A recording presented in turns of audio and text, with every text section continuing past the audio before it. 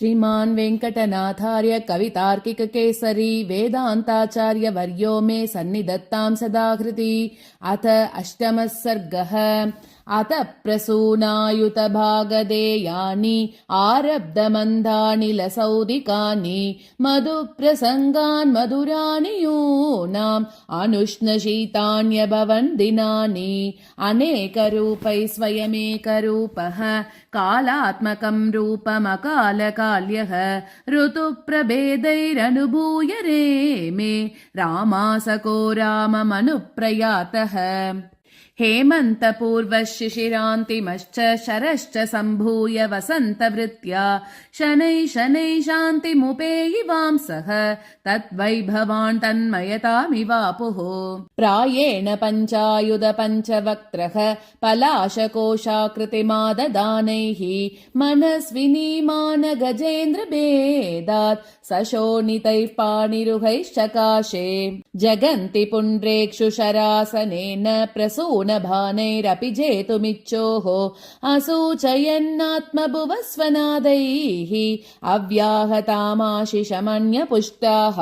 वराङ्गना वक्त्रपदाम्बुजानां स्वाभाविकीं सौरभरागलक्ष्मीं प्रपित्समानौ प्रसवैस्तदर्हं त्वेदाद्रुमौ दोहतमन्वभूताम्।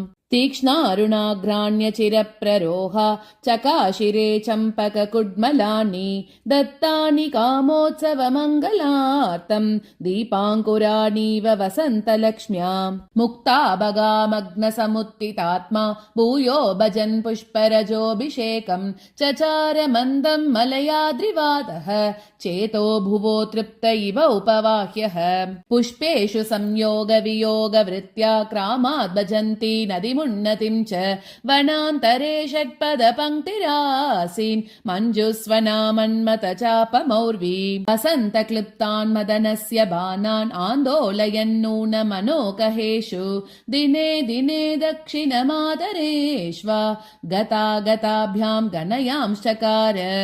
आगूर्ण्यमानैरभितो नभस्वान् कान्तैः प्रदीपैरिव कर्णिकारैः वनश्रियो माधव सङ्गमार्हं मङ्गल्यनीराजनमाचचार। प्रसूनः सादर पल्लवानां किञ्चल्करोमाञ्च जुषामभुङ्क्त मन्दानिलैराहितवेपतूनां कान्तिं वसन्तो वनवल्लरीणां विहारयोग्यामत वीक्ष्य वन्यां रमापतिं रामसखं विशन्तं नभश्चरैः साकमनोकहास्तं नाथं प्रसूनोर्मिभिरभ्यषिञ्चन्। पुष्पाकरेण प्रतिपन्न शोभं बृन्दावनं नन्दित गोपवृन्दं प्रदर्शयन् प्रापितदेनुवत्सं रामानुजो राममिदं बभाषे। मनोभुवो मूर्तमिवावलेपं मान्यं मनस्कारमिव त्वदीयं चिरं त्वया सेव्यमिहार्यमन्ये चित्रं वनं चैत्ररथाभिनन्द्यम्। अमानुषप्राप्यमरण्यमेतत् प्राप्तस्य ते पादरजः प्रभावात् सत्त्वोपपन्ना न भजन्ति सत्त्वाः शान्ताशया शाश्वतिकं विरोधम्। अचिन्त्य भूम्नस्तव सन्निधानात् अन्योन्यजातीयदशां ददानाः सिंहीव शास्तन्यविदो भजन्ते शुभ्राधृतां केसरिदन्ति पोताः। त्वदर्पितस्वादुतृणादिनीनां त्वद्वंशनादामृतपायिनीनां मन्ये गवां वत्सगणावृतानां विश्वग्वनं विश्रमयोग्यमेतत्। वसन्तलक्ष्म्या इव वासभूमिं सङ्कल्पयोनेरिव शिल्पशालां रतेरिवाराम विभूतिमन्यां वन्यामिमां वेद्मि तवोपकार्याम्। वनस्थलीयं मकरन्दवर्षैः अतोयकर्मान्तिकमात्तसेका प्रस्तौति पर्याप्त परागजाल समीहितं सञ्चरणोत्सवं ते। नभस्पृशामत्र महीरुहानां नीडादमी निष्पतिता सलीलं प्रयुञ्जते स्वागतमञ्जसा ते प्रायः शुभालापजुषः शकुन्ताः। वातावधूतास्तरवस्वमोद्ना सन्तानसान्तानिकसम्पदस्ते प्राजैरमी पुष्पफलैश्च नूनं वितन्वते वन्दनमर्हणां च। आस्वाद्य चूताङ्कुरमन्यपुष्टाः प्रायस्वनैर्पञ्चम सममुद्गिरन्तः आकारयन्तीव वनं गतं त्वां दिव्यानमी दर्शयितुं प्रदेशान् त्वत्पादविन्यासविशेषधन्यामापादयिष्यन्तैवात्मदात्रीं येनां स्वशाकाग्रकरप्रयुक्तैः प्रचिन्वते भूमिरुहा प्रसूनैः निशामयन्त्यो वनदेवतास्त्वां चकोरसम्मोहनचारुदीप्तिं प्रीतिं प्रभूतां परिवाह्य गीतैः शीताश्रुणाशेषमिवोद्वमन्ति रसालरम्बादिभवैरिहैताः फलद्रवै पिच्छिलपार्श्वभागाः वत्सावगाह्या वनराजिमध्ये पूर्णासुधाया इव भान्ति कुल्याः कल्हारपद्मोत्पलकान्तिभिस्ते कटाक्षविक्षेपगुणं भजन्त्यः अरण्यभागानभितः प्रवाहैः आप्याययत्याय इमाः प्रसन्नाः त्वद्वक्त्रपद्मप्रतिमासहस्रैः संसृज्यमानेव स पुष्करासौ प्रभावतः क्यापितपुष्करश्रीः पुण्योदका पुष्करिणी विभाति सञ्चारजातैः श्रमवारिलेशैः आलक्ष्य मुक्ता गुणमण्डनं त्वां व्यक्तं नदीवी जयतीयमारात् अम्बोरुहैराश्रितवीचिहस्तैः सहन्ति वातातपवर्षवातां स्तोयेषु तिष्ठन्ति रविप्रदीक्षाः तपस्य तस्त्वन्मुखकान्तिलोभात् पद्मानि मान् पश्चिमराम मन्ये तरङ्गिणीभिः परिरभ्य मुक्तः संलापवान् भृङ्गरवैरधीरैः आपृच्छते नूनमतः प्रयान्तं मन्दीभवन् कुन्दसमीरनस्त्वां मनः प्रसादं तव दर्शयन्ति प्रालेयसङ्गातनिभैः पयोभिः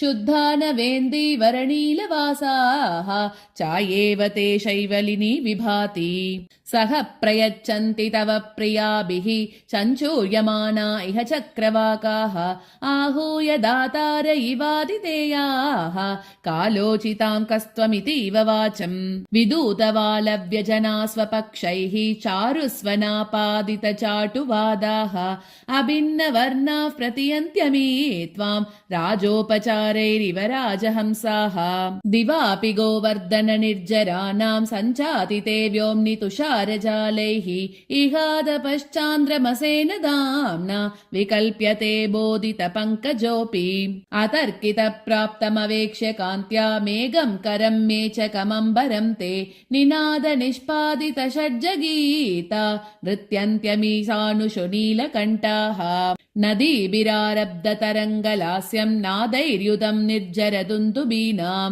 गायद्विरेपं गिरिणा त्वदर्थं प्रायेण सङ्गीतमिह प्रयुक्तम् कलिन्दजागच्छ भुवां सखीभिः प्रच्चायवन्याभिरदित्यकाभिः सूते गिरिः सूचितनन्दनोऽसौ स्वर्गौकसां स्वैरविहारवाञ्छाम् अभ्यागतं वीक्ष्य भवन्तमारात् सालायिमे सामिनताग्रशाखाः सुधारसस्वादुतमानि भक्त्या स्वयं प्रयच्छन्ति फलानि धन्याः पात्री भवन्तस्तव वीक्षणानां पद्मालया वासविकल्पितानां चराचराकानि कियन्ति वै ते तपांस्य तप्यन्त भवान्तरेषु विजानतां सत्पुरुषप्रभावं पुंसाममी पुण्यतमी भवन्तः प्रायस्त्वदङ्गीकरणात् प्रयास्यन् आराध्यतामद्रिवनावकाशाः संस्कारभूताभिरितीव वाग्भिः सम्मोदयन्नग्रजमादिदेवः विजातलीलो विजहार हृष्यन् वन्द्यः सतां वत्सगणानुयायी स्वयं वृतस्वैरविहारलक्ष्म्या मुहुर्वितेने विपिने मुकुन्दः स्थानान्तरप्राप्तिविभावितानि स्थितेरभिन्नानि गतागतानि प्रभूतया पुष्पफलप्रसूत्या वदान्यवृत्तीनि वनानि दृष्ट्वा सस्मार चिन्तावशवर्तिनीनां व्रजस्थितानां वरवर्णिनीनां प्रायस्तदाह्वानविधौ नियोक्तुं प्रगृह्य वेणुं प्रतिपन्नदूत्यं न्यवेशयत्कुड्मलिते सलीलं बिम्बादरे सूचितचित्तरागे सामोपपन्नान् क्रमशः स्वरन्त्रैः सप्तस्वरान् सप्तभिरुद्वमन्तम् प्रचक्रमे वादयितुं वनान्ते वंशं प्रियो वल्लव वंशजानाम् मुकुन्दवक्त्राणि लवाद्यमानो वेणुर्बभौ वेद इव त्विदीयः रागावदीनां रहसां यदेकं गीतात्मनां तस्य निदानमासीत् तद्वंशनादः सुभगोऽनुगच्छन् अग्रेसरं सौरभमागमानाम् अयत्न निष्पन्न मनः समाधीन् आब्रह्मकानातनुतेव जन्तून् शृण्वद्भिरुद्वान्तमधुप्रवाहं वंशस्वनं तस्य सुदैकवंशं सयूत्यतां नूनमवाप्य सर्वैः सत्त्वैः स्थितं सामि निमीलिताक्षैः मधुद्रवैरुल्बणसम्मदाश्रूणि आलेख्य निष्पन्द मृगद्विजानि उदग्रकोशोत्पुलकानि कृष्णः वंशीनिनादेन वनान्यकार्षित् आस्वाद्य तद्वंशनिनादमाध्वीमाग्राय तत्सञ्चर सौरभं च भुक्तामृतानां भुवि सौरभेयः क्षिप्तेतरां क्षीपदशामवापुः